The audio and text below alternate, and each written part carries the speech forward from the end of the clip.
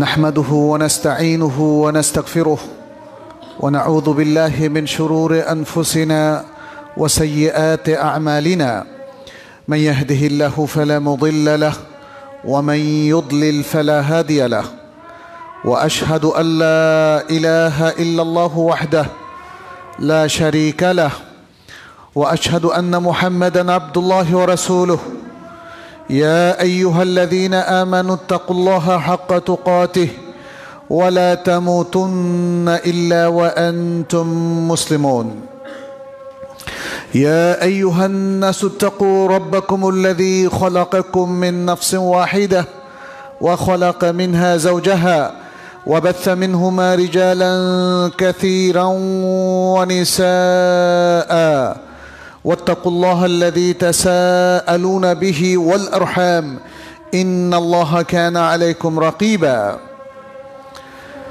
يا أيها الذين آمنوا اتقوا الله وقولوا قولا سديدا يصلح لكم أعمالكم ويغفر لكم ذنوبكم ومن يطع الله ورسوله فقد فاز فوزا عظيما أما بعد فإن أصدق الحديث كتاب الله وخير الهدي هدي محمد صلى الله عليه وسلم وشر الأمور محدثاتها وكل محدثة بدعة وكل بدعة ضلالة وكل ضلالة في النار أما بعد أيها المؤمنون عباد الله اتقوا الله تعالى فإن تقوى الله عز وجل خير زاد يبلغه إلى رضوان الله عز وجل يقول الله تعالى وتزودوا فإن خير الزاد التقوى واتقون يا أولي الألباب فاتقوا الله في علنكم وسركم وفي أنفسكم وأزواجكم وأولادكم وعشيرتكم نسأل الله سبحانه أن يجعلنا وإياكم من عباده المتقين ومن عباده المؤمنين المخلصين إنه ولي ذلك والقادر عليه أيها المسلمون আল্লাহ সুবহানাহু ওয়া তাআলা শুকরিয়া আদায় করছি যিনি আমাদেরকে ঈমান এবং ইসলামের মতো মহান একটি সম্পদ দান করেছেন আমরা বলি আলহামদুলিল্লাহ আমাদের মধ্যে যারা দিন ইসলামকে মেনে নিয়ে একটা সুন্দর সত্য দিন এবং ভালো জীবন যারা যাপন করতে চেষ্টা করে যাচ্ছেন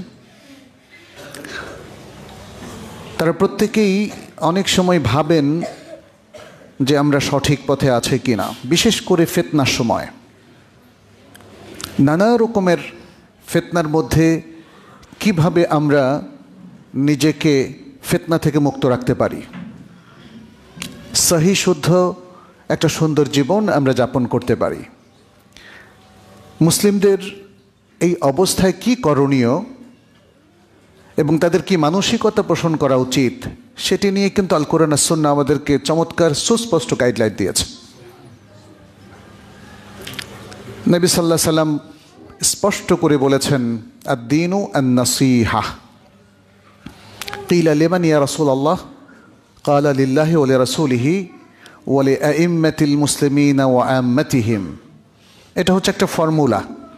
দিন হচ্ছে কল্যাণ কামনা আল্লাহর জন্যে, তার রাসূলের জন্যে এবং মুসলিমদের ইমামগণের জন্যে, অর্থাৎ তাদের শাসক এবং তাদের যারা উলামায়ে কেরাম তাদের জন্য এবং সকল মুসলিমের জন্যে। এটাও একটা ফর্মুলা এবং এর মধ্য দিয়ে গোটা উম্মার একটা চমৎকার ব্যবস্থাপনা আল্লাহ সুবহানাহু ওয়া তাআলা তৈরি করে দিয়েছেন আমাদের মধ্যে, যাতে ওই মানসিকতাটা তৈরি হয় সকল অবস্থায় যেন আমরা আল্লাহ এবং তার রাসূলের দিকে ফিরে আসতে পারি। আমরা আজকে ফিতনা নিয়ে কিছু কথা বলবো এবং এই ফিতনা থেকে বাঁচার জন্যে কি করণীয় সেটা নিয়ে কথা বলবো। কি ধরনের ফিতনা আমাদের হতে পারে সে সম্পর্কে রাসূল সাল্লাল্লাহু আলাইহি সাল্লাম আমাদেরকে কিছু দিক নির্দেশনা দিয়েছেন। সহিহ মুসলিমের বিখ্যাত একটা হাদিস আমরা অনেকেই জানি। নবী সাল্লাল্লাহু আলাইহি সাল্লাম বলেছেন, বাদিরু বিল আ'মালি ফিতানান কাল্লাইলিল মুযলিম ইউসবিহুর রাজুলু মুমিনান ওয়া ইউমসি কাফিরান ওয়া ইউমসি মুমিনান ওয়া ইউসবিহু কাফিরান ইয়াবিউ আহাদুহুম দীনাহু বিআরাদিম মিনাদ দুনিয়া। বলেছেন, গভীর নিকষ কালো রাত্রির মতো ফিতনা ছড়িয়ে পড়ার আগেই ভালো কাজের দিকে দ্রুত বেগে ধাবিত হও। কারণ এমন সময় আসবে যখন যদি সকালে কেউ মোমেন থাকে, সন্ধ্যায় সে কাফের হয়ে যাবে। সন্ধ্যায় মোমেন থাকলে সকালে কাফের হয়ে যাবে, এবং সে দুনিয়ার সামান্য মূল্যের বিনিময়ে সে তার আখিরাতকে, দিনকে বিক্রি করে দেবে। সেটি কিন্তু আমরা আজকে দেখতে পাচ্ছি না? মানুষের যে অধঃপতন, সামাজিক যে কলুষতা আজকে আমাদের এই সমাজের রন্ধ্রে রন্ধ্রে ঢুকে পড়েছে, বোঝাই যাচ্ছে নবী সাল্লাল্লাহু আলাইহি সাল্লামের এই যে ভবিষ্যৎবাণীটি, সেটি শুধু আজকে নয়, সব যুগেই সেটা সত্য প্রমাণিত হয়েছে। একটা মুসলিম সমাজে এত অধঃপতন, এত বিভ্রান্তি, এত বিচ্যুতি, এটা একদিনে আসলে তৈরি হয় না। আমাদের যে স্বাভাবিক রেসিস্টেন্স আছে, যে অন্যায়কে, জুলুমকে, মুনকার, মাআসি, বেদআ, খুরাফাত, শিরক, কুফরিকে আমরা যে প্রতিহত করার একটা সুন্দর তারবিয়ত আমাদের ছিল, ফলে মুসলিম সমাজে চাইলেই হঠাৎ করে এগুলো ঢুকে পড়ে না। কিন্তু দীর্ঘদিন ধরে মুসলিমদের মধ্যে এমন কিছু ঘটেছে যে কারণে তারা এগুলোকে অ্যাকসেপ্ট করতে শুরু করেছে। শুধু তাই না, তারা নানা ধরনের পৌত্তলিকতাকেও এখন অ্যাকসেপ্ট করছে কি না? তারা ইউরোপ আমেরিকার কৃষ্টি কালচারকে, এমনকি তাদের পোশাকের কালচারকে পর্যন্ত গ্রহণ করছে। মেয়েরা, মুসলিম মেয়েরা যারা লাজুক ছিল, সম্ভ্রান্ত শরীফ মহিলা ছিল, পৃথিবীর সবচেয়ে সম্ভ্রান্ত মহিলা, আমাদের সমাজে আজকে দেখুন মুসলিম পরিবারের মেয়েরাও কি অশ্লীল পোশাক তারা গ্রহণ করছে। বাবা মা অ্যাকসেপ্ট করছেন, সমাজ এটাকে স্বাভাবিক মনে করছে। এগুলো কি ফিতনা না? অনেক মানুষ পাবেন এগুলোকে তারা ফিতনা মনে করে না। এটাও আমাদের জন্য আরেকটা বড় ধরনের প্রবলেম। আপনি ফিতনার মধ্যে পতিত হয়ে গেছেন, আলা ফিল ফিতনাতে সাকাতু, কিন্তু আপনি যে ফিতনার মধ্যে আছেন এটা কিন্তু আপনি মনে করছেন না। এটা আমাদের জন্য একটা বড় ধরনের প্রবলেম। আমরা দেখি যে রাসূলুল্লাহ সাল্লাল্লাহু আলাইহি ওয়াসাল্লাম তিনি ফিতনার বিষয়ে আমাদেরকে আরও তাম্বি করেছেন। আরেকটি হাদিস সহিহ আল জামের মধ্যে এসেছে, সহিহ মুসলিমের মধ্যেও বিভিন্ন ইবারতে এসেছে। সে হাদিসটা হলো এই, তুরাদুল ফিতানু আলাল কুলুবি কাল হাসির উদান উদা ফাআইয়ু কলবিন উশরিবাহা নুকিতাত ফিহি নুকতাতুন সাউদা ওয়া আইয়ু কলবিন আনকারাহা নুকিতা ফিহি নুকতাতুন বায়দা।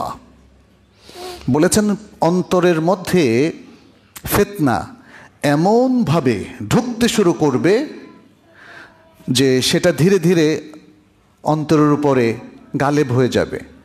কোনো অন্তর যদি এই ফিতনাগুলোকে গ্রহণ করে, তখন সেই অন্তরের মধ্যে একটা একটা করে প্রত্যেকটা ফিতনা এসে একটা একটা করে কালো দাগ তৈরি করবে, কালো ফোঁটা, এবং এভাবে আস্তে আস্তে আস্তে সেই কালো ফোঁটা পুরো অন্তরে ছেয়ে যাবে। অন্তরটা হয়ে যাবে নিকষ কালো, অন্ধকারাচ্ছন্ন। আর যদি কোনো অন্তর এই ফিতনাকে অস্বীকার করে, অর্থাৎ গ্রহণ না করে, যেটা একটা মোমেন অন্তরের কাজ, তাহলে সেখানে একটা শুভ্র সাদা স্বচ্ছ একটা নোক্তা সেখানে থাকে, এবং পরবর্তীতে ধীরে ধীরে সেটা স্বচ্ছ অন্তরে পরিণত হয়। সুবহানাল্লাহ। তাহলে এখানে নবী সাল্লাল্লাহু আলাইহি সাল্লাম আমাদেরকে স্পষ্ট করে দিয়েছেন যে যদি ফিতনাকে কেউ গ্রহণ করে, ফিতনা মানে এখানে নেগেটিভ জিনিস, বুঝতে পেরেছেন তাই না? ফিতনা মানেই হচ্ছে নেগেটিভ জিনিস, সেটা নিয়েও আমরা কিছু কথা বলবো। তাহলে সেই ফিতনাকে যদি গ্রহণ করা হয়, আপনারা একটু এগিয়ে বসেন, হ্যাঁ একটু এগিয়ে বসেন পেছনে।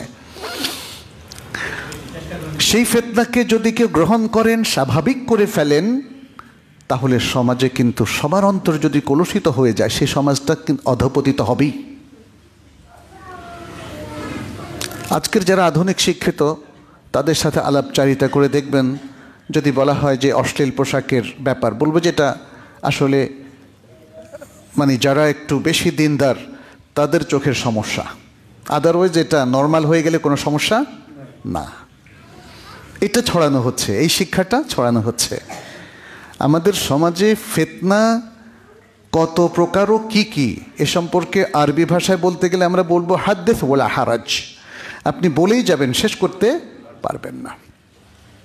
আমাদের সমাজের ফিতনা ঢুকেছে ইবাদতের মধ্যে, ঢুকেছে কিনা বলেন? ইবাদতের নামে যত আমল বাংলাদেশে এই সমাজে প্রচলিত আছে, মুসলিম সমাজে, এর মধ্যে আপনি দেখবেন এগুলো ইবাদত নয়, এগুলো বিদআহ। মসজিদ কেন্দ্রিক, ওরস কেন্দ্রিক, মিলাদুন্নবী কেন্দ্রিক। আপনি দেখেন মানুষ এগুলোকে ধর্মীয় একটা ফ্লেভার দিয়েছে, অথচ এগুলো কি ইবাদত? মানে ফিতনা ছেয়ে গেছে, কিন্তু মানুষ ভাবছে এগুলো ইবাদত। এই প্রসঙ্গে একটা আয়াত আপনাদেরকে শোনাই, সূরা আল হজ্জের 11 নম্বর আয়াত। আল্লাহ সুবহানাহু ওয়া তাআলা বলছেন, ওয়ামিনান নাসি মান ইয়াবুদুল্লাহ আলা হারফিন ফাইন আসাবাহু খায়রুন ইতমাআন্না বিহি ওয়া ইন আসাবাতহু ফিতনাতুন ইনকালাবা আলা ওয়াজহিহি খাসিরাদ দুনিয়া ওয়াল আখিরাতা যালিকা হুয়াল খুসরানুল মুবিন। মানুষের মধ্যে একদল মানুষ আছে যারা দ্বিধা নিয়ে ইবাদত পালন করে, দ্বিধা, এই ইবাদতটা করবে কি করবে না ইত্যাদি, আবার এটা ঠিক আছে কি নেই, অনেক মানুষের দ্বিধা আছে। এখনো মানুষ বেদাতগুলো কি ইবাদত না বেদাত, এই দ্বিধার মধ্যে আছে। আল্লাহ বলছেন যদি তার কোনো কল্যাণ অর্জিত হয় তখন সে প্রশান্ত হয়, আর যদি ফিতনা তাকে পেয়ে বসে তখন সে আবার পেছনের দিকে ফিরে যায়, দিনকে ছেড়ে দেয়। আল্লাহ বলছেন খাসিরাত দুনিয়া ওয়াল আখিরাহ, এই ব্যক্তির দুনিয়াও ক্ষতিগ্রস্ত হলো, আখিরাতও ক্ষতিগ্রস্ত হলো।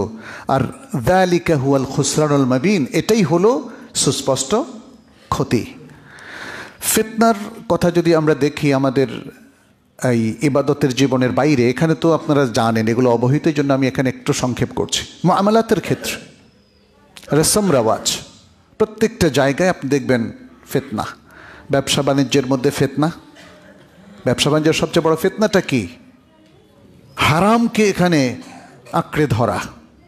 হারাম ইনকাম, আমাদের দেশের মানুষ খুবই উল্লসিত। হারাম ইনকাম দিয়েই সে পৃথিবীতে বড় কিছু হতে চায়। জনগণের সম্পত্তি চুরি করা, কিংবা অংশীদারদেরকে ঠকিয়ে সেখান থেকে সম্পত্তি নিয়ে আসা, বা মানুষকে ধোঁকা দিয়ে তাদের সম্পত্তি নিজের হাতে করে নিজের করে নেওয়া, তাই না? এরপরে আছে সুদের মধ্যে সম্পৃক্ত হওয়া। সুদের ইনকাম কি হালাল? এর মধ্যে আছে ঘুষ। এদেশের অধিকাংশ মানুষের ইনকামের একটা বড় পার্ট হচ্ছে ঘুষ। বিশেষ করে যারা প্রশাসনের বিভিন্ন জায়গায় কাজ করেন, অবশ্যই আল্লাহর ভালো বান্দারা আছেন, তারা কষ্ট পাবেন না। কিন্তু আমরা কি দেখছি, একটা মুসলিম সমাজের মধ্যে সব কিছু ঘুষে ছেয়ে গেছে না? এগুলো কি ফিতনা না? অনেক বড় ধরনের ফিতনা। এভাবে আরও অনেক কিছু। আপনি যদি দুর্নীতি দমন সম্পর্কিত জিনিসগুলো নিয়ে আসেন, তাহলে দেখবেন যে লক্ষ লক্ষ ফাইল সেখানে আছে। কত বড় ফিতনার মধ্যে মানুষ পড়ে গেছে। মুআমালাত। আখলাকের ক্ষেত্রে যদি বলি ফিতনার ধরন কত প্রকার ও কী, তাহলে তো একই কথাই বলতে হয়, অসংখ্য আখলাকি অধঃপতন এবং ফিতনা আমাদের সমাজে ছড়িয়ে গেছে। একদম পরিবার থেকে, ব্যক্তি থেকে শুরু করে সমাজ, রাষ্ট্র, সব জায়গায় আখলাকি অধঃপতন।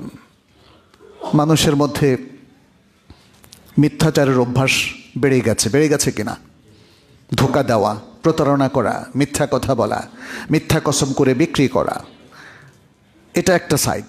আরেকটা সাইড হলো মানুষের পারস্পরিক সম্প্রীতি কিন্তু চলে গেছে। প্রত্যেকে একে অপরকে ঈর্ষা করেন। আপনি দেখবেন আপনার আপন ভাইও অনেক সময় আপনার বিরুদ্ধে দাঁড়িয়ে যায় কি না? পিতা পুত্র সম্পর্ক, স্বামী স্ত্রীর সম্পর্ক ভয়ঙ্কর একটা পজিশনে চলে গেছে। স্বামী স্ত্রীর ক্ষেত্রে আমরা দেখতে পাচ্ছি আমানতের চাইতে খেয়ানত বেশি। আজকে আধুনিক ফ্যামিলিগুলোতে তালাকের হার বেড়ে গেছে। এটা কি ফিতনা না? এটা খেয়ানত থেকে হয়েছে, পরকীয়া থেকে হচ্ছে। এবং তারপরে আখলাকের বিষয় যদি আমরা ব্যবসায়িক জগতে নিয়ে আসি, সব কিছু ভেজাল। এখানে তো অর্গ্যানিক কোনো ফুডই এখন পাওয়া যায় না। সবাই এখানে মনে হয় খুব মশা। এভাবে আমরা দেখতে পাচ্ছি সর্বত্র ফিতনা আর ফিতনা। যেখানেই হাত দেন না কেন, ইবাদতে ফিতনা, মামলাতের ক্ষেত্রে ফিতনা, আখলাকিয়াতের ক্ষেত্রে ফিতনা, আমাদের পারিবারিক জীবনে ফিতনা, সামাজিক জীবনে ফিতনা। সামাজিক বিভিন্ন উপলক্ষগুলোকে আপনি দেখবেন, এটা অনেক উপলক্ষ আছে যে এটা মুসলিমদের সাথে যায় না। সবচেয়ে বড় ফিতনাটা কি জানেন? যেটা মুসলিমদের সাথে যায় না সেটা আপনি করতে বাধ্য হচ্ছেন। বিশিষ্ট বহু মানুষ আমাকে বলেছেন যে কি করব, এটা তো আমার ঈমান আকীদার সাথে যায় না, তারপরেও নানা কারণে আমাকে করতে হচ্ছে। রসম রেওয়াজের কারণে, অথবা যেই জায়গা আমি চাকরি করি সেখানকার নিয়মের কারণে এই ফিতনাগুলোতে আমাকে জড়াতে হচ্ছে। কি করব? তাহলে ফিতনার আমি এখানে কি করব তার উত্তর দেব না, কিন্তু এখানে যে ফিতনাটা আছে সেই ফিতনার ভয়াবহতা এবং সেটা যে আমাদেরকে আষ্টে পৃষ্ঠে জড়িয়ে ফেলেছে, তা থেকে যেন মনে হয় যেন কারো মুক্তি নেই। আজকের ফিতনাগুলো সেরকম একটা জায়গায় চলে এসেছে। প্রিয় ভাইরা, ফিতনাকে শুধু ফিতনা নিয়ে আমি যদি বিষয়গুলো আপনাদের সামনে উপস্থাপন করি কাজ হবে না। আপনাকে ফিতনার ধরনটা বুঝতে হবে। আপনি নিজে কি কি ফিতনার মধ্যে সম্পৃক্ত আছেন এটা আপনাকে অ্যাসেস করে দেখতে হবে, এবং তারপরে নীতিমালা যেগুলো আমরা এখন বলবো সেগুলো আপনি চিন্তা করবেন এবং নিজের উপর প্রয়োগ করবেন।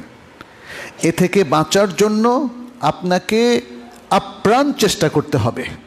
আপনাকে সর্বাত্মক চেষ্টা এখানে বিনিয়োগ করতে হবে যাতে এই ফিতনা থেকে বাঁচেন।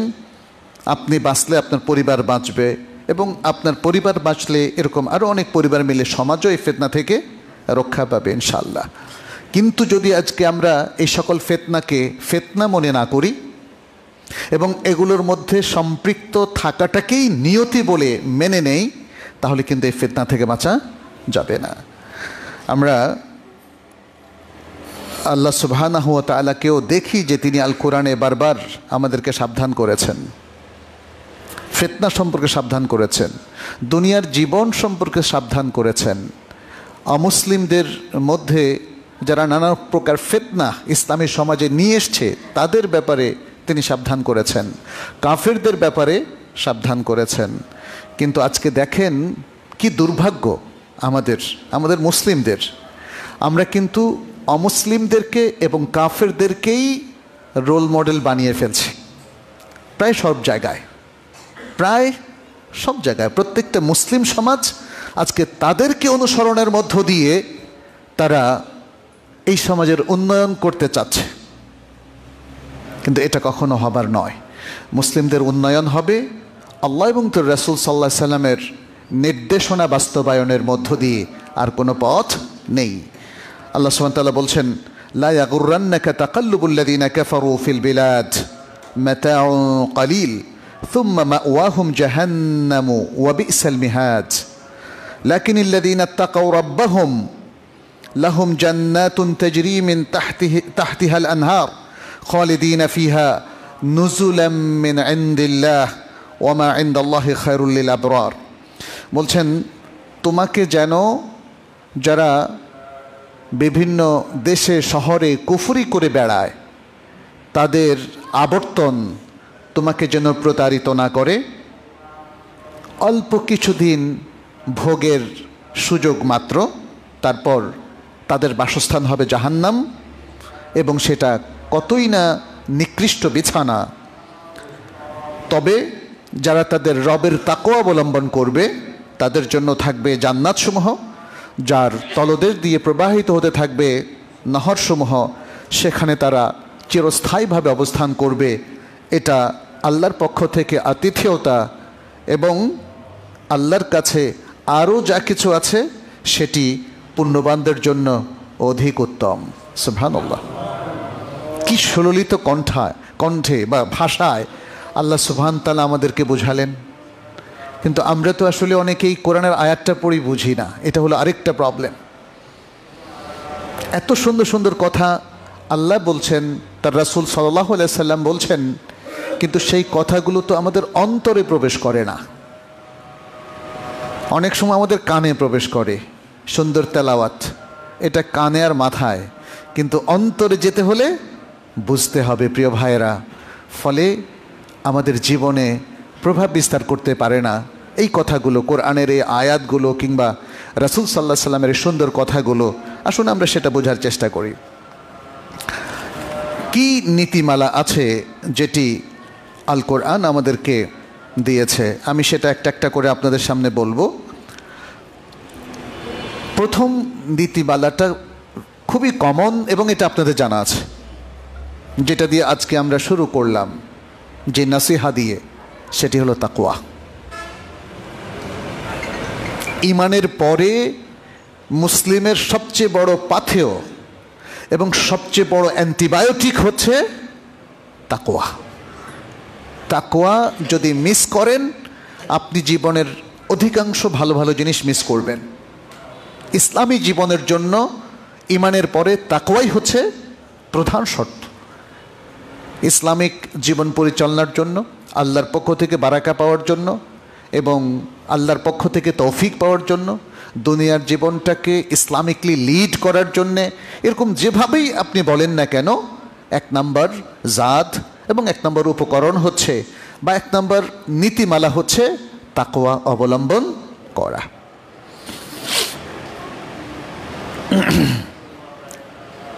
আচ্ছা, এখানে তাকওয়ার উপর আলোচনা যদি করতে যাই সেটা অনেক লম্বা, আমরা তাকওয়ার উপর ভিন্নভাবে আলোচনা করেছি, অতএব আজকে সে আলোচনা করব না, শুধু দুটো আয়াত উল্লেখ করব।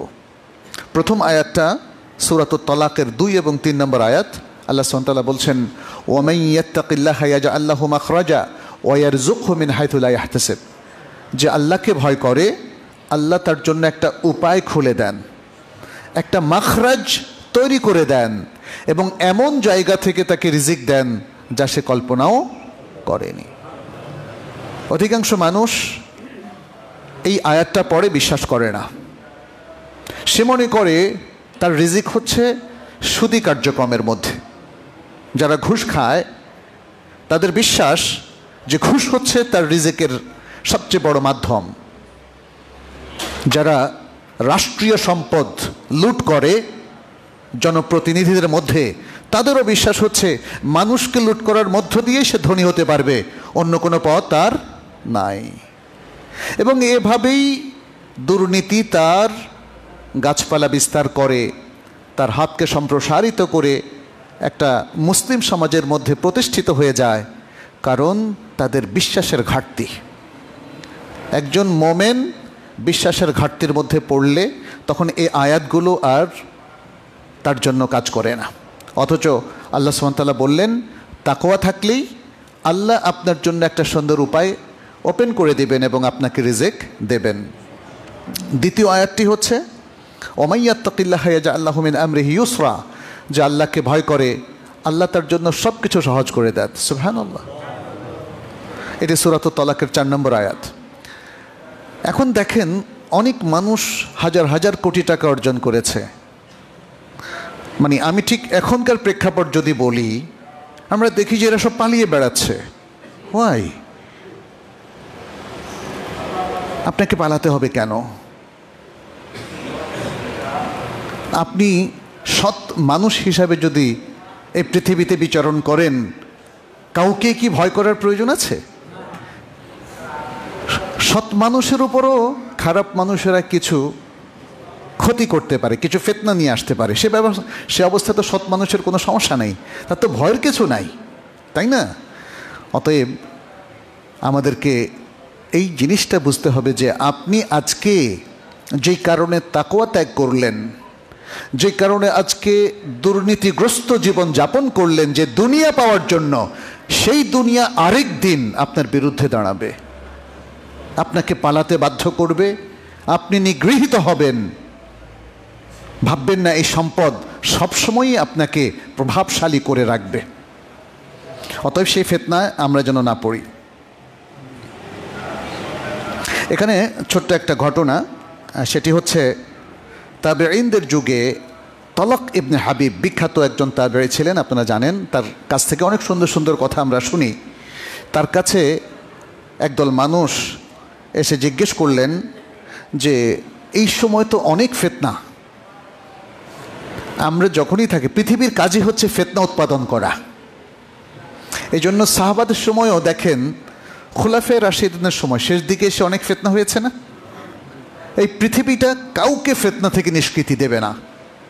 আমাদের প্রিয় রাসূল সাল্লাল্লাহু আলাইহি সাল্লামকেও দেখেন অনেক ফিতনার মুখোমুখি হতে হয়েছে। তিনি মক্কায় কখনোই স্বস্তিতে থাকতে পেরেছিলেন। তিনি তায়েফে গেলেন, সেখানে মানুষ তাকে একদম রক্তাক্তই করে দিল। কি বড় ধরনের ফিতনা দেখেছেন। এরপরে দেখেন আল্লাহর পক্ষ থেকে আরেকটা ট্রায়াল আসলো। মানুষ যখন খুব কষ্টে থাকে, কেউ যদি এসে বলে যারা তোমাকে কষ্ট দিয়েছে তাদেরকে মেরে ফেলি, আপনি হয়তো বলবেন মেরে ফেলো। কিন্তু রাসূল সাল্লাল্লাহু আলাইহি সাল্লাম দেখেন সবগুলো ট্রায়ালে উনি কিন্তু জিতলেন, উইন উইন পজিশনে ছিলেন, কারণ তিনি তো আমাদের আদর্শ।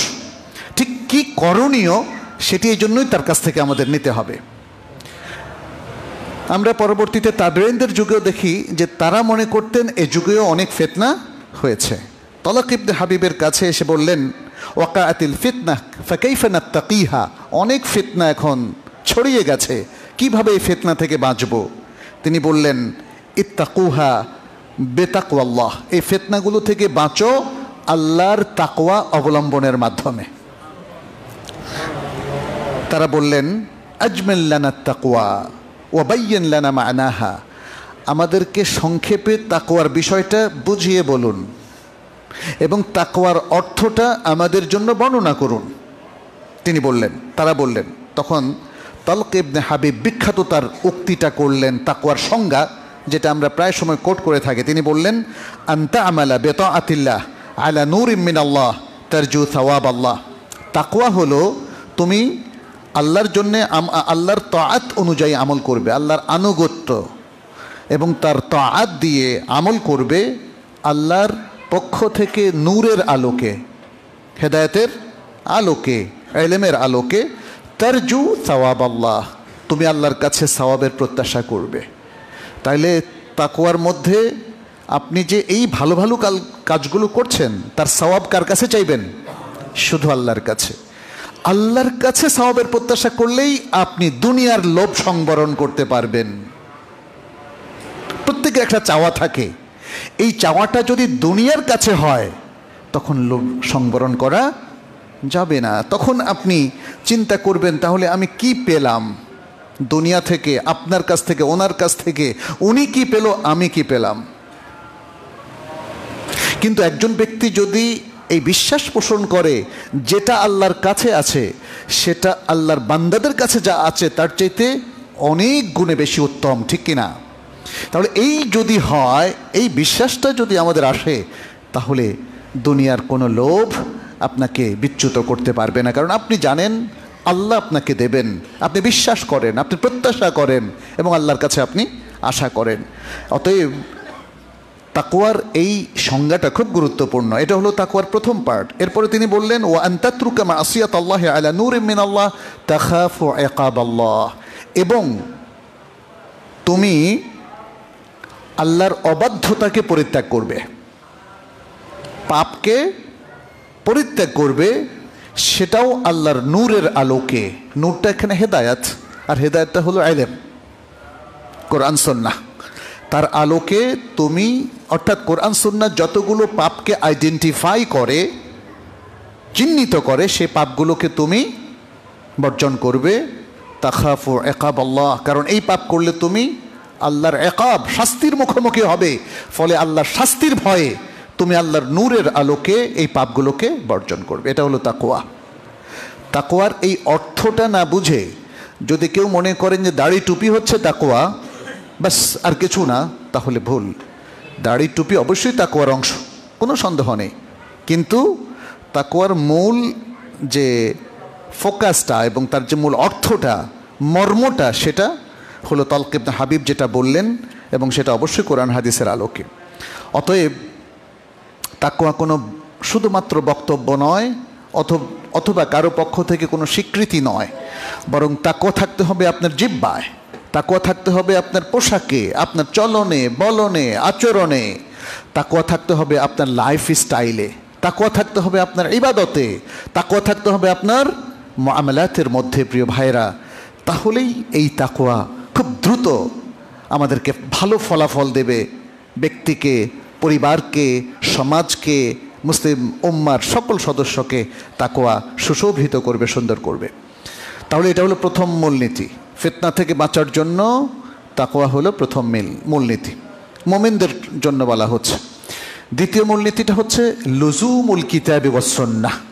লুজুম আল কিতাবি ওয়াস সুন্নাহ, কোরআন সুন্নাহকে শক্তভাবে আঁকড়ে ধরা।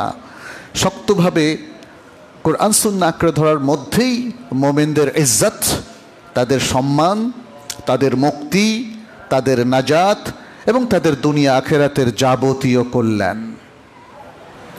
অতএব মুসলিমদের কেউ অথবা কোনো একদল মানুষ যদি কখনো মনে করে সে কোরআন সুন্নাহ শিখবে না এবং এটাকে আঁকড়ে ধরে থাকবে না, তাহলে সে কি হারাবে? সে ইজ্জত হারাবে, সে আল্লাহর পক্ষ থেকে বারাকা হারাবে, আল্লাহর তৌফিক লাভ করবে না, সে দুনিয়া আখিরাতের কল্যাণ হারাবে,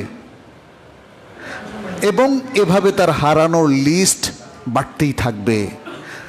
কোরআন সুন্নাহ ফলো করলে, মেনে চললে সে যে জিনিসগুলো অর্জন করত সবটাই সে হারাবে যদি কোরআন সুন্নাহকে সে উপেক্ষা করে, ইগনোর করে। এবং এটি হয়েছে আজকে অধিকাংশ মুসলিমের ক্ষেত্রে। আপনারা দেখুন, দেশে দেশে, সমাজে সমাজে আজকে মুসলিমদের যে করুণ আর্তনাদ আমরা শুনতে পাচ্ছি, তাদের যে কঠিন অবস্থা আমরা দেখতে পাচ্ছি, এটার মূল কারণটা হচ্ছে কোরআন সুন্নাহ থেকে সরে যাওয়া। বাহ্যিক কারণ আমি দেখছি, উনি আপনাকে মারলেন, তিনি আপনার উপরে অত্যাচার করলেন, অথবা ইহুদিরা আপনাদের উপর গোলা বারুদ নিক্ষেপ করলো, এগুলো বাহ্যিক কারণ। মুসলিমদের অধঃপতন শুরু হয় কোরআন সুন্নাহ থেকে বিচ্যুত হওয়ার মধ্য দিয়ে। মনে রাখবেন, যতদিন মানুষ কোরআন সুন্নাহ শক্তভাবে আঁকড়ে ধরবে, ততদিন তারা সংখ্যায় যদি অল্পও হয়, তাদেরকে পৃথিবীর মানুষ কখনোই পরাভূত করতে পারবে না। এটা ইতিহাস সাক্ষী, ইতিহাস সাক্ষী। অতএব আমাদের গৌরববোধ করতে হবে যে আমাদের কোরআন এবং সুন্নাহ আছে। আমাদের গৌরববোধ করতে হবে কোরআন সুন্নাহ ইনটেক অবস্থায় আছে, এখানে কোনো বিচ্যুতি কেউ ঘটাতে পারেনি। রাসূল সাল্লাল্লাহু আলাইহি সাল্লামের কাছে যে কোরআনটা ছিল সেটা আমাদের কাছে আছে কিনা? রাসূল সাল্লাল্লাহু আলাইহি সাল্লামের সহিহ হাদিসের ভান্ডার আমাদের কাছে আছে কিনা?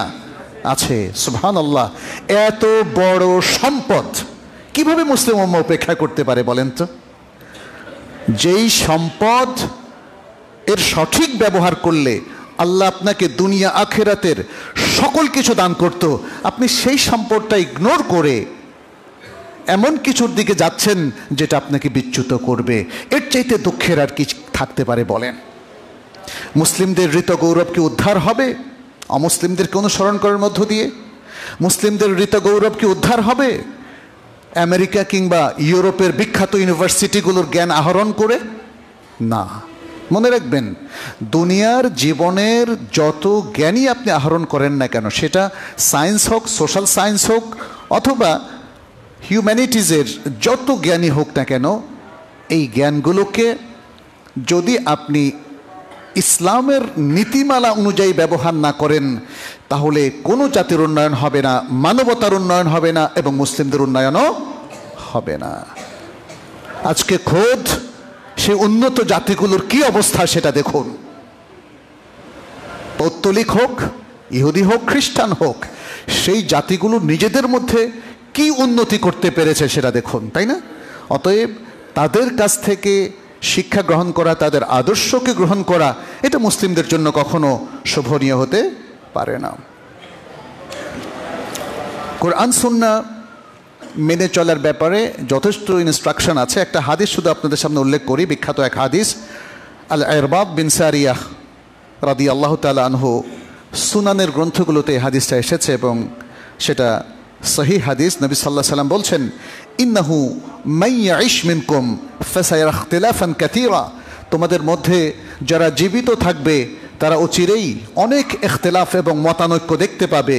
ফাআলাইকুম বিসুন্নতি ওয়া সুন্নাতিল খুলাফাইর রাশিদিন আল মাহদিয়িন মিন বাদি, তোমাদের উপর ওয়াজিব হলো আমার সুন্নতকে আঁকড়ে ধরা এবং আমার খুলাফায়ে রাশিদিনের সুন্নতকে আঁকড়ে ধরা, যারা আমার পরে আসবেন এবং তারা হেদায়েতপ্রাপ্ত খলিফা। তামাসসাকু বিহা ওয়া আদু আলাইহা বিন নওয়াজিজ, তোমরা আমাদের এবং তাদের সুন্নতকে আঁকড়ে ধরবে এবং মাড়ির দাঁত দিয়ে কামড়ে ধরবে।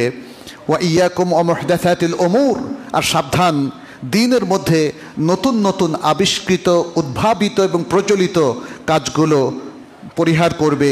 ফাইন্না কুল্লা মুহদাসাতিন বিদআহ, কারণ প্রত্যেক নতুন আবিষ্কৃত দ্বীনের মধ্যে যে কাজগুলো আছে সেটা বেদআহ। ওয়া কুল্লা বিদআতিন দালালাহ, এবং প্রত্যেক বেদআত হলো ভ্রষ্টতা। ওয়া কুল্লা দালালাতিন ফিন্নার, আর প্রত্যেক ভ্রষ্টতা জাহান্নামের দিকে নিয়ে যাবে। সুতরাং মোমেনদের এবং মুসলিম উম্মার প্রত্যেক সদস্যের নাজাত হলো ফিত তামাসসুকে বিল কোরআন ওয়াস সুন্নাহ, আল কোরআন এবং আস সুন্নাহ শক্তভাবে আঁকড়ে ধরার মধ্যেই আমাদের নাজাত। সারা পৃথিবী, বরং এই বিশ্বজগতে পৃথিবীর বাইরে যত ফিতনাই আসুক না কেন, মোমেনদের রক্ষা কবচ হচ্ছে আল্লাহর নির্দেশনা অনুযায়ী আল কোরআন এবং আস সুন্নাহ আঁকড়ে ধরা। এর বাইরে তাদের তৃতীয় আর কোনো পথ নেই। প্রিয় ভাইরা, অতএব আমরা আল্লাহ এবং তার রাসূলের পথকেই আঁকড়ে ধরব। সকল প্রকার বেদা বা বেদআত, খুরাফাত বা কুসংস্কার, বিচ্যুতি, দালালাত, ভ্রষ্টতা, পৌত্তলিকতা কিংবা অন্য ধর্মের কৃষ্টি কালচারকে অনুসরণ থেকে আমাদেরকে মুক্ত থাকতে হবে এবং তার মধ্য দিয়ে মুসলিমদের সাফল্য অর্জিত হবে। তৃতীয় যে বিষয়টি, মূলনীতি, সেটি হলো আর রিফকু ওয়াল আনাতু ওয়া আদামুল আজালা, অর্থাৎ মানুষের সাথে নরম ব্যবহার এবং ধীরস্থির ব্যবহার। ধীরস্থির, নরম ব্যবহার হচ্ছে তাওয়াদু, বিনয়, যেটি সম্পর্কে রাসূল সাল্লাল্লাহু আলাইহি ওয়াসাল্লাম বলেছেন, মান তাওয়াদা লিল্লাহি রাফাআহুল্লাহ, যে আল্লাহর জন্য বিনয় অবলম্বন করে আল্লাহ তাআলা তাকে উপরে উঠিয়ে দেন। প্রভাবশালীরা এটা করতে পারে না, তারা সবসময় অহংকার করে, দম্ভ করে, এবং সেই দম্ভের কারণে সেই যত উঁচুতেই আরোহণ করুক না কেন ধপাস করে পড়ে যায় কিনা বলেন? পৃথিবীর ইতিহাসের সকল প্রভাবশালী শাসকদের ইতিহাস দেখেন একরকম। সেই ফেরাউন কোথায় সে আজকে? আবু জাহাল, তাই না? এরকম ইতিহাসে আরও অনেক ফেরাউনরা এসেছে, সে অনেক আগে হোক, মধ্যযুগে হোক, বর্তমানকালে হোক। আল্লাহ সুবহান তাআলা তাদেরকে সবসময় শীর্ষে রাখেন না। কিন্তু যে বান্দা তাকওয়া অবলম্বন করে, ঈমানের উপর থাকে, আল্লাহ তাআলা কি তাকে নিয়ামতের মধ্যে রাখেন কিনা? অবশ্যই। ঈমানদার মুত্তাকি বান্দা আল্লাহর কাছে সবচেয়ে সম্মানিত, এবং এই সম্মান কখনো আল্লাহ তাআলা তার থেকে উঠিয়ে নেন না। ইন্না আকরামাকুম ইনদাল্লাহি আতকাকুম, সুবহানাল্লাহ। ফলে আপনার যদি ঈমান ঠিক থাকে, তাকওয়া ঠিক থাকে, আপনি যদি কোরআন সুন্নাহর অনুশাসনটা ঠিক রাখেন, তাহলে আপনাকে আল্লাহ তাআলা বিন্দু পরিমাণও বঞ্চিত করবেন না। আল্লাহ আপনার সাথেই থাকবেন, আল্লাহ আপনাকেই উঠাবেন, আল্লাহ আপনাকে দুনিয়া এবং আখিরাতের যাবতীয় কল্যাণ অবশ্যই দান করবেন, এবং সেই কল্যাণ এক মুহূর্তের জন্য আপনার উপর থেকে উঠানো হবে না। শর্ত একটাই হচ্ছে, আপনাকে কন্টিনিউ করতে হবে ঈমানের সাথে, তাকওয়ার সাথে, কোরআনের সাথে, সুন্নাহর সাথে। আর আপনার এই সুন্দর বিষয়গুলো কাজ করবে যদি আপনি বিনয়ী হন। মানুষ উদ্ধত লোককে পছন্দ করে না। আপনার সামনে সে যদি চুপ থাকে, কিন্তু পেছনে সে আপনার উপর লানত বর্ষণ করে, সে আপনার বিরুদ্ধে বদদোয়া করে, এবং সে চায় আপনি পৃথিবী থেকে ধ্বংস হয়ে যান। চায় কি না বলেন? এটা মানুষের খাসলাত, এটা স্বভাব। ফলে আমাদেরকে বিনয়ী হতে হবে, কারণ বিনয়ী মানুষকে মানুষ ভালোবাসে, পছন্দ করে। রাসূল সাল্লাল্লাহু আলাইহি সাল্লামের শত্রুতা করার পরেও মানুষ কিন্তু তাকে ভালোবাসত, তার কাছে আসলেই সবাই বিগলিত হয়ে যেত। এবং শুধু তাই না, তাকে দেখে, তার কথা শুনে, তার উত্তম চরিত্র দেখে তারা ইসলাম গ্রহণ করতো কিনা। আজকেও দেখেন, আজকেও ভালো মুসলিম দেখে অন্যরা প্রভাবিত হয়, অথবা অনেকে ইসলাম গ্রহণ করে কোরআন এবং সুন্নাহ পড়ে। খারাপ মুসলিমদেরকে দেখে কেউ কিন্তু ইসলাম গ্রহণ করে না। দ্বিতীয় যে বিষয়টা আমরা এর সাথে উল্লেখ করলাম সেটা হলো ধীরস্থিরতা, তাড়াহুড়ো করবেন না। কিছু লোক তৈরি হলো, বলল যে চারিদিকে এত অনাচার, আজকে ইসলাম প্রতিষ্ঠা করে ফেলব। কি করতে হবে? তাহলে একে মেরে ফেলতে হবে, বোমা ফুটাতে হবে, এ করতে হবে। এভাবে কি হবে? মানুষের চিন্তা চেতনাকে আলোকিত না করে, না শুধরিয়ে, কারেকশন না করে আপনি কি গায়ের জোরে পৃথিবীতে ইসলামকে প্রতিষ্ঠা করবেন? এটা কখনো হবে না। কারণ ইসলাম তো গায়ের জোরে প্রতিষ্ঠার বিষয় না, এখানে কনভিন্সড হওয়ার বিষয় আছে। মানুষকে এটা মেনে নিতে হবে। একটা মেয়ে বোরকা পড়লেই কি সে হিজাবি হয়ে গেল? তাকে তো মন থেকে হিজাবের কালচারটাকে গ্রহণ করতে হবে। হিজাব যে ইবাদাহ, এবং এটা করে সে নিজের যে সৌন্দর্য সেটাকে ঢাকছে এবং সম্ভ্রান্ত মুসলিম নারীর মতো জীবনযাপন করছে, এটা তার মনে ঢুকতে হবে। অন্যথায় আপনি যদি বাবা হন, আপনার কন্যাকে জোর করে হিজাব করালেও দেখবেন যে তার স্বভাব খাসলাত কিছুই ভালো হবে না। ইসলামটা মানুষকে দিতে হবে থ্রু নলেজ, থ্রু এডুকেশন, এটা মনে রাখতে হবে। এজন্য ইসলামে শিক্ষার গুরুত্ব সবচেয়ে বেশি। শিক্ষার মাধ্যমে যদি দ্বীনকে আমরা মানুষের সামনে উপস্থাপন করতে না পারি, তাহলে মনে রাখবেন রাজনৈতিকভাবে ইসলামকে যদি আপনি মসনদেও বসান, কোনো কাজ হবে না। আপনি কি কোয়ালিটি শিক্ষা দিতে পারছেন? মানসম্পন্ন শিক্ষা, মানসম্পন্ন ইসলামী শিক্ষা। মানসম্পন্ন ইসলামী শিক্ষাটা কি? শুধুই কি হাফেজ হওয়ার, কিছু হাদিস মুখস্থ করা? নো। ইসলামী শিক্ষা হচ্ছে একটা কম্প্রিহেন্সিভ টোটাল এডুকেশন সিস্টেম, যার মাধ্যমে আপনি আখিরাতকে আগে সুরক্ষিত করবেন। কাকে? আখিরাতকে আগে সুরক্ষিত করবেন। তার মধ্যে হচ্ছে আপনার আখিরাতের জীবনের প্রায়োরিটি লাগবে। দ্বীনদারিকে আপনি আগে রক্ষা করবেন, দ্বীনের নির্দেশনাগুলোকে আগে বাস্তবায়ন করবেন। তাহলে কি দুনিয়াকে কি আপনি ইগনোর করবেন, উপেক্ষা করবেন? নো। তারপরে দুনিয়াকে ঠিক রাখবেন। প্রথমে আখিরাত, তারপরে দুনিয়া। প্রথমে দ্বীন, তারপরে দুনিয়া। প্রিয় ভাইয়েরা, এটা হলো টোটাল ইসলামিক এডুকেশন সিস্টেম। আপনি যদি বলেন না আমি শুধু আখিরাতকে ঠিক রাখবো, দুনিয়াকে বরবাদ করে দেব, ইসলাম কি বরবাদ করতে বলে দুনিয়াকে? বলে না। তাহলে এই যে ব্যালেন্সটা, সেটা কিভাবে আসবে? দ্বিতীয়ত হচ্ছে শিক্ষা যাই আমরা করি না কেন, মানসম্পন্ন কিনা, আমাদের হেফজোখানার মান আছে কিনা, শিক্ষক শিক্ষার্থীর রিলেশন, ক্লাসরুম ম্যানেজমেন্ট, কিংবা আমাদের মাদ্রাসাগুলো, কলেজ, ইউনিভার্সিটি যেখানে আমাদের মুসলিম ছেলেমেয়েরা পড়ে, সেখানকার ভেতরকার অবস্থাটা কি, মানসম্পন্ন শিক্ষা আছে কিনা। তাহলে এই জায়গাটা ঠিক না করে আমরা আসলে কিভাবে ফিতনা থেকে নিজেকে মুক্ত রাখবো? আজকে আমাদের বাংলাদেশেও আপনি দেখবেন অনেক প্রাইভেট কিংবা পাবলিক বিশ্ববিদ্যালয়ের মধ্যে বড় ধরনের ফিতনা আছে। আছে কিনা বলেন? ছেলে মেয়েদের ফ্রি মিক্সিং আছে কিনা? তাদের অবৈধ অনেক কর্মকাণ্ড আছে কিনা? অনৈতিক অনেক কিছু আছে কিনা বলেন?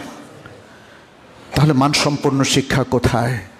শিক্ষা কি মানুষের ইমান আকিদাকে শুদ্ধ করে না? শিক্ষা কি মানুষের আখলাককে সুন্দর করে না? শিক্ষা কি মানুষকে নৈতিকতা বোধে জাগ্রত করে না? কোথায় সে শিক্ষা বলেন? সবাই চুপচাপ কেন? শিক্ষাকে একটা গোটা জাতি মিলিয়েও কি উন্নত করতে পারবো না আমরা? এতজন ইসলাম লাভিং পিপল, আপনি জাতীয় শিক্ষাকে উন্নত করার আগে মাদ্রাসা শিক্ষাকে উন্নত করেন। যে মসজিদটা আপনি চালাচ্ছেন সেই মসজিদের শিক্ষাকে আপনি উন্নত করেন। মসজিদটাকে কাজে লাগান এবং মসজিদ ভিত্তিক শিক্ষা কিংবা মসজিদের সাথে অনেক সময় মাদ্রাসা থাকে, সে মাদ্রাসার মানসম্পন্ন শিক্ষাকে আপনি নিশ্চিত করেন। এগুলো না করে আমরা যত যাই বলি না কেন, বিশ্বাস করেন কোনো কাজে আসবে না। আপনি কথায় বলা যায় এই হলো ফিতনা, এ থেকে ফিতনা থেকে বাঁচার উপায়, বাট এটাকে বাস্তবায়ন করে দেখানো, এটা ওয়াল্লাহি তুম্মা ওয়াল্লাহ, এটা সুশিক্ষা, সুন্দর মানসম্পন্ন শিক্ষা, কোরআন এবং সুন্নাহ ভিত্তিক শিক্ষা প্রতিষ্ঠা ছাড়া এটা কখনোই সম্ভব নয়। আর আজকে আধুনিক শিক্ষা কেন্দ্রগুলোতে, বিশ্ববিদ্যালয়গুলোতে আমরা সেখানে অবাধ যৌনলীলা যেমন দেখি, অবাধ মিক্সচার এবং আরও অনেক কিছু যেটা হয়তো এখানে ভাষায় আমি বলতে পারবো না। এটা তো হওয়ার কথা ছিল না মুসলিম সমাজের এই শিক্ষা প্রতিষ্ঠানগুলোতে। সুতরাং আমরা এখানে বলবো কোরআন সুন্নাহ ভিত্তিক জ্ঞান অর্জন করা এবং সেগুলোকে শক্তভাবে আঁকড়ে ধরা, এটা, এবং তার পাশাপাশি বললাম বিনয় এবং ধীরস্থিরতার সাথে। একদিনে সব হবে না। এই যে শিক্ষার কথা বললাম, এই শিক্ষার সংস্কার কি একদিনে সম্ভব? একদিনে সম্ভব নয়। তাই বলে চুপ করে থাকবো, এটাও যেমন ঠিক নয়। আবার যারা অতি উৎসাহী এবং আবেগী, তারা 1 সপ্তাহ 2 সপ্তাহ 1 মাসে সব ঠিক করে ফেলবেন মনে করেন, সেটাও ঠিক নয়। আর তাহলে কিভাবে ধীরে ধীরে ঠিক করা যায়, এই জিনিসগুলো আমাদেরকে মনে রাখতে হবে। আমি 5টা জিনিস আপনাদেরকে বলি, সবাই এটা খেয়াল রাখবেন। এটাকে ইংরেজিতে বলা হয় ভিমোসা। এই 5টা জিনিস ছাড়া কোনো জিনিস মানসম্পন্ন হবে না। একটা হলো ভিশন, আরবিতে বলা হয় রুইয়া। আপনার ভিশনটা কি, এটা ঠিক করে ফেলতে হবে। আপনি এই জাতিকে, আপনার স্টুডেন্টদেরকে অথবা এই এলাকার মানুষদেরকে 1 বছর 5 বছর পরে কি অবস্থায় দেখতে চান, কোথায় নিয়ে যেতে চান, এটা হলো ভিশন। এরপরে হলো মিশন, এম, ভি তারপরে হলো এম, মিশন। আপনার মিশনটা কি, কর্মসূচিটা কি, তাই না? এটা আপনাকে ক্লিয়ার করতে হবে। এরপর হলো অবজেক্টিভস, আপনার লক্ষ্য উদ্দেশ্য। লক্ষ্য উদ্দেশ্যটা কি, কোন লক্ষ্যে আপনি কার্যক্রম পরিচালনা করছেন, সেই লক্ষ্যটা আপনার নির্ধারিত থাকতে হবে। এরপরে হলো স্ট্র্যাটেজি, এস, স্ট্র্যাটেজি। আপনার কর্ম পরিকল্পনাটা কি, what is your plan, your policy and strategy. এবং এই সব কিছুর আলোকে মিশন, ভিশন এবং অবজেক্টিভস, স্ট্র্যাটেজি ঠিক রেখে এটার সাথে অ্যালাইন করে আপনার অ্যাকশন প্ল্যান, অ্যাকশন প্ল্যান। এইভাবে যদি একটা মসজিদ করেন, এই মসজিদটা সবচেয়ে ইফেক্টিভ হবে এই এলাকায়। এভাবে যদি একটা মাদ্রাসা করেন, যে কোনো প্রজেক্ট দাঁড় করান, আপনাকে ভি মোসা ঠিক করেই কাজ করতে হবে, তাহলেই মান দিতে পারবেন। আর যদি আন্দাজে কাজ করেন, 2-4 জনের সাথে আলাপ করে একটা কিছু করে ফেললেন, এরকম প্রতিষ্ঠান বাংলাদেশে হাজারে হাজারে হয়েছে, একটাও মান দিতে পারেনি। মান দিতে পারেনি কারণ তাদের ভিশন ঠিক নেই, তাদের মিশন ঠিক নেই, তাদের স্ট্র্যাটেজি ঠিক নেই। আজকে একরকম, কালকে আরেক রকম, একজন এসে একরকম করে, আরেকজন এসে আরেক রকম করে। এলোমেলো এলোমেলো কাজ দিয়ে কোনো দিন সাফল্যের চূড়ায় আরোহণ করা যায় না, এটা আমাদেরকে মনে রাখতে হবে। চতুর্থ যে বিষয়টি, সেটি হচ্ছে মুসলিমদের ঐক্যবদ্ধ থাকা, লুজুমু জামাআতিল মুসলিমিন, মুসলিমদের ঐক্যবদ্ধ থাকা। মনে রাখবেন, এখানে আমি লম্বা আলোচনা করব না। মুসলিমরা যত মারামারি কাটাকাটি করবে, কাদা ছোড়াছড়ি করবে, অমুসলিমরা ততই তাদের উপর গালেব হবে। এটা কোনো তাত্ত্বিক কথা না, এটা বাস্তব একটা কথা। আমরা নিজেরাও দেখতে পাচ্ছি সারা বিশ্বে মুসলিমদের অনৈক্য অমুসলিমদেরকে তাদের উপর বসিয়ে দিয়েছে। আর নবী সাল্লাল্লাহু আলাইহি ওয়াসাল্লামও স্পষ্ট করে বলেছেন, ওয়া আলাইকুম বিল জামাআহ ফা ইন্না ইয়াদাল্লাহি আলাল জামাআহ, যে তোমাদের উপর ফরজ হচ্ছে একতাবদ্ধ থাকা, ঐক্যবদ্ধ থাকা। যারা ঐক্যবদ্ধ মুসলিম হিসাবে, মুসলিম উম্মার মেইন ক্যারেক্টার যারা ধরে রাখে, আল্লাহর হাত তাদের সাথেই থাকে, অর্থাৎ আল্লাহ তাদেরকে সব ধরনের সমর্থন দিয়ে দেন। পঞ্চম যে বিষয়টা, সেটা হলো উলামায়ে কেরামের নেতৃত্বে চলা।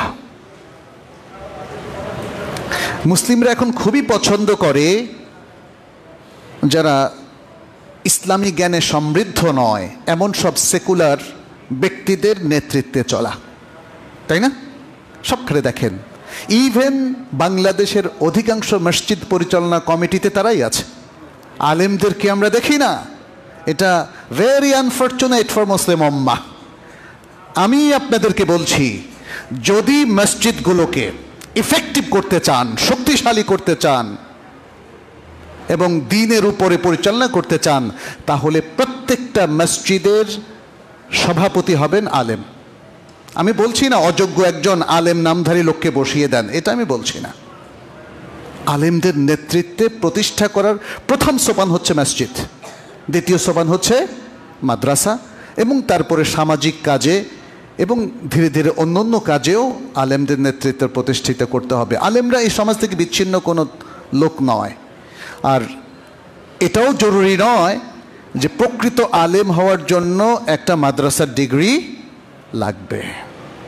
আমরা অনেক ব্যক্তিকে দেখেছি যারা ওলামাই কেরামের সাহচর্যে থেকে ইনফর্মাল এডুকেশনের মধ্য দিয়ে তারা অনেক নামধারী ডিগ্রিধারী আলেমের চাইতেও বেশি জ্ঞান অর্জন করেছেন।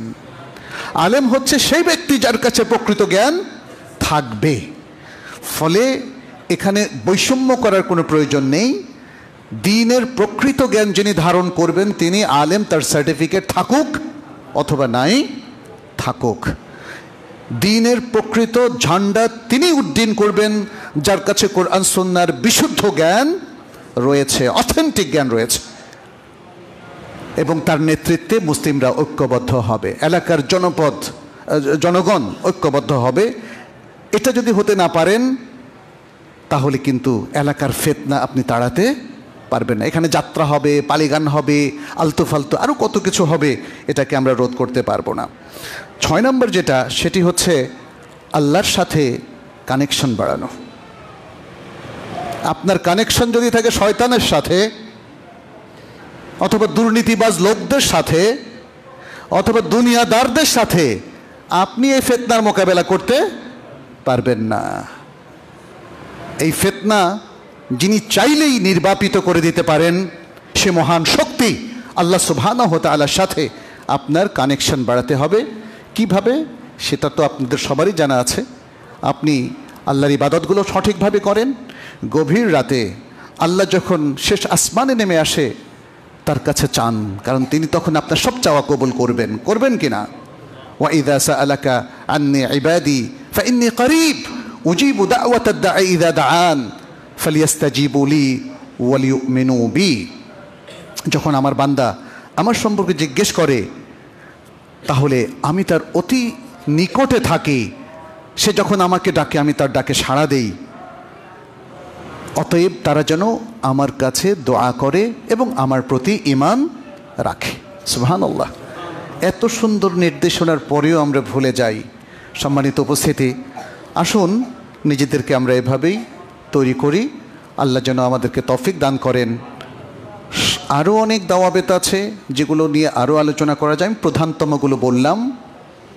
দ্বীনের নির্দেশনা আল্লাহ সুবহানাহু ওয়া তাআলা পর্যাপ্ত আকারেই আমাদেরকে দিয়েছেন। এগুলো শুধু একটা আলোচনা শুনেই আমরা শেষ করতে পারবো না, বলেও শেষ করতে পারবো না। আমাদেরকে আরও পড়তে হবে। তবে আজকের এই আলোচনায় আমি দেখানোর চেষ্টা করেছি কি কি ফিতনা আমাদেরকে ঘিরে ধরেছে আর কিভাবে আমরা এই ফিতনাগুলো থেকে পরিত্রাণ পেয়ে একটা সুন্দর দ্বীনি একটা পরিবেশ, একটা কমিউনিটি, একটা সমাজ, একটা দেশ আমরা গড়তে পারি। আল্লাহ আমাদের সবাইকে তৌফিক দান করুন। হাদা ওয়াসাল্লু ওয়াসাল্লিমু